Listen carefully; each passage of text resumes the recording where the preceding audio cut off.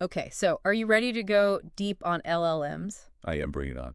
All right, LLMs, large language models. Yeah. The brains behind AI agents, it seems like, Yeah. they can hold conversations, they can write code. Gosh, who knows what's next, right? Yeah, yeah, it's amazing. And you all have sent us a ton of stuff on LLMs. A lot. So this is clearly something that our listeners are fascinated by. Absolutely. As am I have to admit. Yeah. So It's a hot topic. yeah. So let's get into it. Okay. I mean, the first thing we got to do is like kind of define what we're talking about. Right. What is an LLM? Yeah, because I think, it's one of those buzzwords that's kind of thrown around Yeah. and people may not really get it.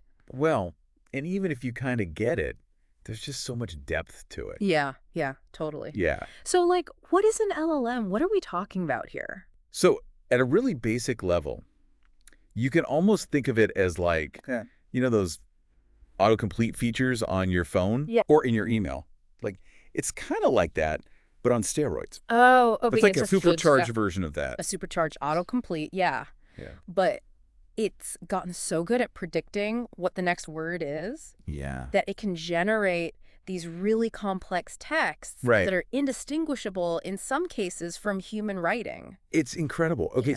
so it's more than just auto-completing words, right? It's not just like, okay, what's the next word after the? It's like, what's the next word after the quick brown fox jumped over the... Right. It can go, and it can predict that whole next sequence. And can keep going and going and going, right? Right, exactly. Yeah, wow. So the basic technology behind this is something called the transformer architecture. Oh. And you've probably heard about these things called encoders and decoders. Yes, encoders, decoders, and then there's another one, was it sec-to-sec or something like that? Sec-to-sec, yeah, I've seen those thrown around. So those are actually just different types of transformers. Okay. So a transformer is this basic architecture. Okay. And then you can use it to do different things. Got it. So an encoder is really good at understanding and representing information. Okay. Like if you wanted to summarize a text, yeah, an encoder would be good at that. Got it. So it's like taking a large amount of information and kind of boiling it down to its essence. Exactly. Yeah. Okay. A decoder is what's really used in LLMs. Oh, okay. And that's really good at generating text. Got it. So whether that's like writing a poem or an article or a conversation, a decoder is really good at that. Got it. Okay. And then C2sec, that's the combination of the two. Oh, okay. So it takes an input sequence, it encodes it. Okay. And then it uses a decoder to generate an output sequence. Got it. So that's really good for things like translation. Right. Okay. Where you're taking a sequence of words in one language and you're turning it into a sequence of words in another language. Okay. So that's kind of the basic architecture of these LLMs. So that's kind of like the, that's the engine, right? Yeah. The engine under the hood. Yeah. Okay. So, but how does it actually work? So what happens is you feed the LLM some text. Okay. And it breaks that text down into these little units called tokens. Okay. And a token can be a word. Oh. It could be part of a word. It could be a punctuation mark. All right. So it's like breaking down the language into little pieces. These fundamental building blocks. Exactly. Okay. And then what the model does is it calculates the probability of every single token in its vocabulary. Wow. Coming next. So it's looking at all of the possible tokens that could come next. That could come next in the sequence. Yeah. And it's saying, okay, based on everything I've seen so far, what's the most likely token to come next? Wow. When you think about how many possible words or parts of words or punctuation marks there are. It's a huge calculation. It's mind-boggling. Yeah. That it can actually do that. Do it really, really fast. That's amazing. Okay. So it's looking at all these different tokens, calculating probabilities. Yeah. And then it's picking the most likely one to come next. So that's kind of like the simplest way to do it. Okay. But there are more sophisticated ways. Oh, okay. Called decoding strategy. Decoding strategies. Okay. And one of the most common ones is called beam search. Beam search. Okay. And what beam search does is it doesn't just pick the most likely token every time. Okay. It actually explores multiple possible sequences. Oh, wow. So it might say, okay, well, let's say the first token is what are the 5 most likely tokens to come after that? Right. And then for each of those 5, what are the 5 most likely tokens to come after that? Okay. And it kind of builds out this tree. It's like a decision tree. Of possible sequences. Okay. And then it picks the most likely sequence overall. So it's looking ahead. It's looking ahead. Several steps. Yeah. Okay. Which is a much more nuanced approach than just saying, okay, what's the most probable word right. every time? Right. Yeah, that makes a lot of sense. And that tends to lead to more interesting outputs. Yeah. Yeah, I bet. More creative outputs. So, I mean, we talked about the transformer architecture. We talked about encoders and decoders. We talked about this idea of next token prediction. Right. So, like, is there anything else, like, sort of fundamentally? One of the big things that makes these things tick is this idea of attention. Attention. You've probably heard that term before. I have, yeah. And honestly, like, I always get a little confused when I hear about attention. Well, it's a little bit of a it's a jargony term. But the basic idea is that the model can focus on the most relevant parts of the input when it's trying to predict the next token. Got it. So let's go back to that example of the capital of France is. Yeah. So if you think about how a human would read that sentence, you would probably focus on the words capital and France. Right. Because those are the most important words for figuring out what comes next. Yeah. And the model does something very similar. Okay. It uses this attention mechanism to say, okay, which words in this input are the most important for predicting the next token? Got it. And it's going to focus on those words. Okay. And so, I mean, does this attention mechanism, like, is that what helps it determine, like, how far back to look? Yeah, so that gets into this idea of context length. Right, okay. Which is how many tokens the model can remember. Okay. So earlier LLMs had a pretty limited context length. Okay. They can only remember a few hundred tokens. All right, and so, like, if it's having a conversation, for example, like, you might forget what you were talking about a few sentences ago. Exactly, yeah. But now the context length is getting much, much longer. Okay. Some models can remember tens of thousands of tokens. Wow. So it can go way back in the conversation. Way back. Yeah. Yeah, which makes for a much more richer narrative. Coherent and engaging experience. Yeah, that makes sense. Yeah. Okay, so attention is really what allows the model to handle this longer context. So it can pay attention to what's important. Yeah, and it can ignore the things that aren't important. Wow. Yeah, and that's really what allows these models to scale. To scale and to do all these amazing things that they can do. Exactly. Yeah. Wow. Okay, so we've talked about the transformer architecture. Right. Encoders, decoders. Yeah. Next token prediction. Right. Attention, context length. Yeah. I feel like we're starting to get a pretty good picture. I think so. Yeah. Of how these things actually work. Yeah, but obviously there's always more to learn, right? Always. Yeah.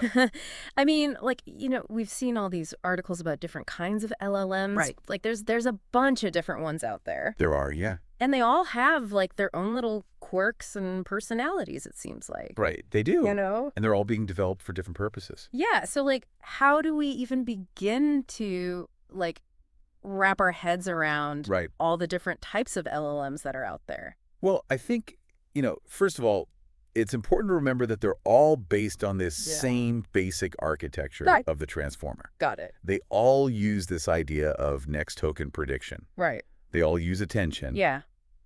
But what differentiates them is things like the size of the model.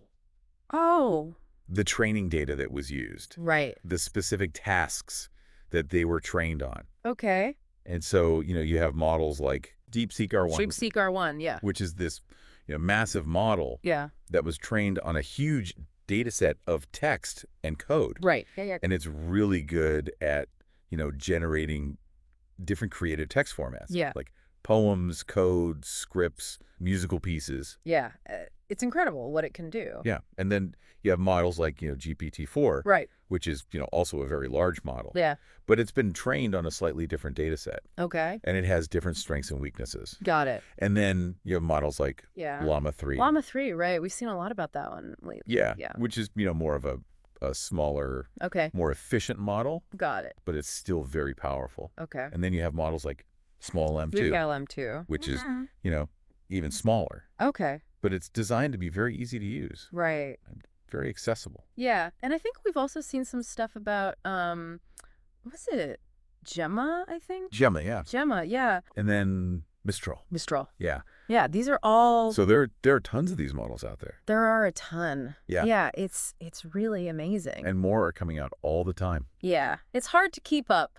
It is. But I guess, like, the main thing is to remember, though. Yeah. At their core, we're doing the same thing. They're all doing this next token prediction. They're all trying to predict what comes next. Yeah, wow. Yeah. Okay, well, this is a lot to take in. But I feel like we're getting there. Starting to get a good grasp of the basics here. Yeah, at least. So. Yeah, but there's clearly a lot more to explore. Absolutely. So we're going to keep digging into this in our next segment. Okay. So stay tuned for that. Sounds good. Okay, so context length.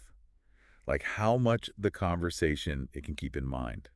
Yeah, like it's memory. Yeah. Yeah, exactly. Yeah. Which makes a huge difference, right? If you're trying to have like a real back and forth. Exactly. If it keeps forgetting what you said 2 sentences ago, it's like, oh. Yeah. Yeah. Frustrated. Not a very good conversationalist. Not at all. Yeah. So this actually brings us to, I think, another really important concept. Yeah. Which is this idea of prompting. Yes, prompting. Right. Very important. Because I've noticed, like, when I'm using these tools, like ChatGPT, for example. Right. Like, how you phrase your question or your request. Absolutely.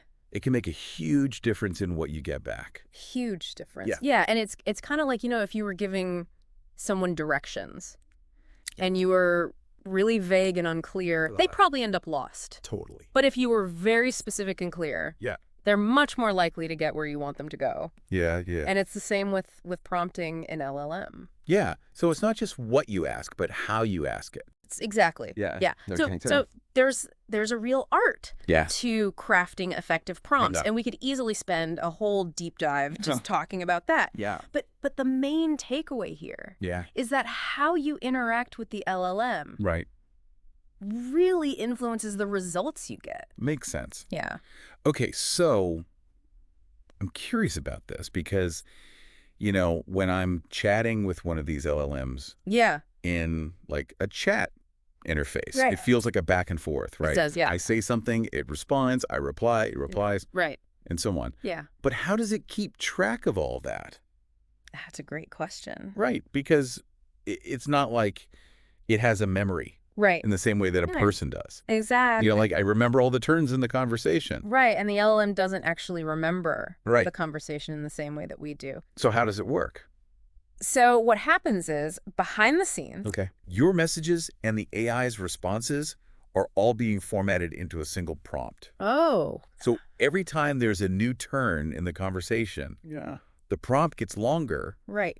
And it incorporates everything that's been said so far. So it's like this ever-growing, like, mega prompt. It is, yeah. It's this giant string of text that contains the entire conversation history. Wow. Okay. Yeah. That's pretty wild. It is. So this is where I think we get into this idea of chat templates and special tokens. Yes, exactly. Attack. They're essential for making this work. I've always been a little confused by those. I know. They can be a little cryptic. Yeah, like, you know, I see them like, you know, these things like imstart or eoded. Right. Like, what are those things? So those are actually instructions for the LLM. Oh. They tell the LLM how to process the text. Okay. So the chat template provides the overall structure for the conversation. Got it. And the special tokens are like markers that tell the LLM where things start and end. So the chat template is like the blueprint. Exactly. Yeah. And the special tokens are like the signposts. Yeah, the signposts, exactly. Okay, so like, can you give me like a specific example? Sure. So you mentioned Small on 2 earlier. Yeah. That uses a pretty simple chat template. Okay. It starts with a system message. Okay. Which tells the LLM who it is and what its role is. Got it. So it might be something like, you are a helpful and harmless AI assistant. Okay.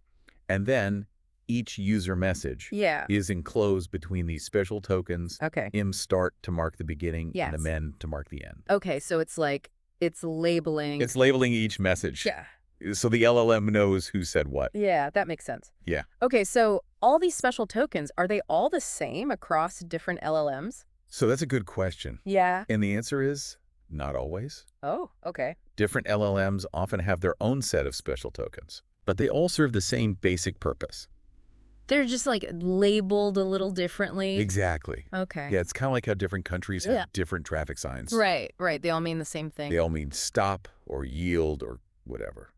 But they might look a little different. Exactly. Yeah. But they all serve the same basic purpose. Okay, that's helpful. Yeah. So all this behind-the-scenes formatting is what allows us to have, like, a conversation. It is, yeah. That feels natural. Yeah, it creates the illusion. Yeah. Of a back and forth. Even though it's really just, like, this... Even though it's really just processing. It's a giant, ever-growing prompt. This one long string of text. Yeah, yeah, exactly.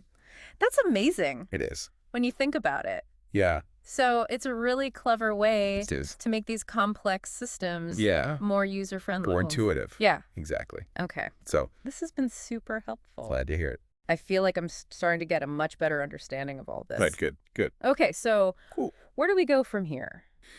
Well, I think it's time to talk about what this all means for us. Right. The users. Okay, so we've talked about what LLMs are and, like, how they work. Yeah, all the nuts and bolts. Right, all those little nuts and bolts. The tokens and the prompts. Yeah, the attention and the context length and the chat templates and all that stuff. All the special tokens. Yeah. But, like, what does this all actually mean for us? Right. Like, the people using these tools. I think it means we're entering a really exciting time. Yeah.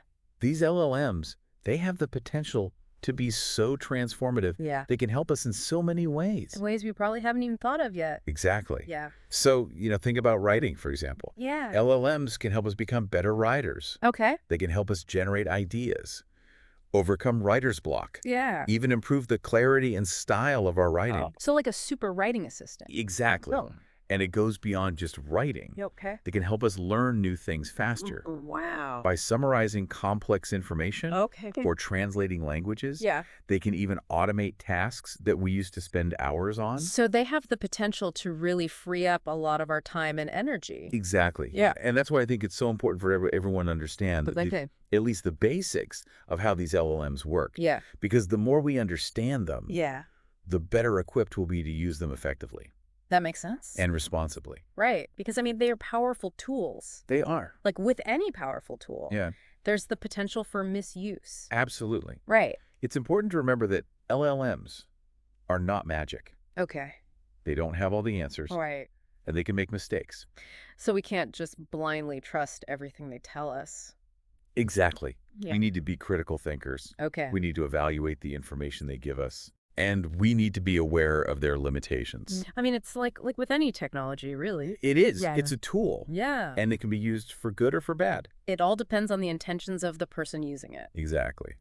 Okay, so as we kind of wrap up here, I mean, what's like the one big takeaway you want our listeners to leave with? I would say the one big takeaway is this. Okay. LLMs are incredibly powerful tools. Yeah. With the potential to revolutionize how we interact with language and information. Yeah. But it's up to us to learn how to use them wisely. So it's not just about understanding the technology. It's also about understanding our own responsibility. Absolutely. In using it ethically. Yeah. Well said. Well, I think that's a great place to leave it for today. I agree. Thanks for joining us for this deep dive into the world of LLMs. It's been a pleasure. It's been fascinating. And keep those brains buzzing, everyone.